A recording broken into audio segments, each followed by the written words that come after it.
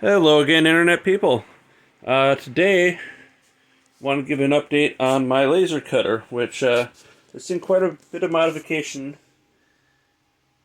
and it has this control unit which tells the temperature and the bed height. So we got dew point, we got the input temperature, the output temperature, the flow in liters per minute, and the bed height. This controls the 4-axis bed height system here. So there are end stops, the red thing there, and there are motors down in the bottom there. There are 4 motors, 4 end stops, so it levels the bed by adjusting those different motors. Another modification I made was I took the honeycomb out, and to hold these in place, I made special brackets. So, my current situation has to do with this. See how there are gaps in the ruler? Well, those should not be there. What's happening is that the machine is losing steps randomly, and I thought maybe it was maybe it was a weird glitch with a bad motor.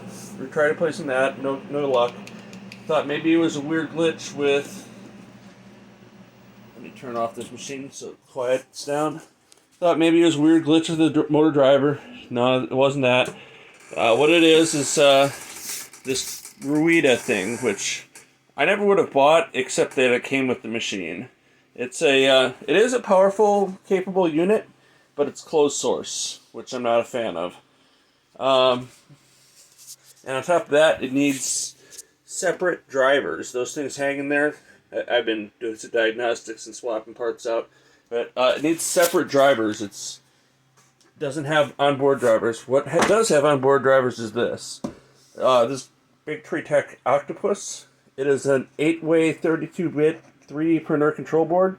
Runs Marlin, amongst other things. And basically, I am going to use this to control this machine. So I've got X and Y, I have 4 axes for Z, and then I also have a rotary axis. So that's 7 axes out of the 8 that I'm going to be using. And yes, this will be an interesting project. I don't know how much of it I'll film versus just write up about. But yeah, the Ruida closed source is going away. The Octopus open source is going in. And right now the only thing I'm waiting on is my drivers. Getting some high power drivers because these are NEMA 23 stepper motors, not the normal NEMA 17 that are much smaller. So as soon as I get those, I will be putting this board in, and this may be the world's first open source red and black. And if so, that would be cool. But yeah, that's all I've got for you today. And just wanted to say thanks to everyone who's commented. And if you have any questions, have any ideas, drop a comment down below. Bye.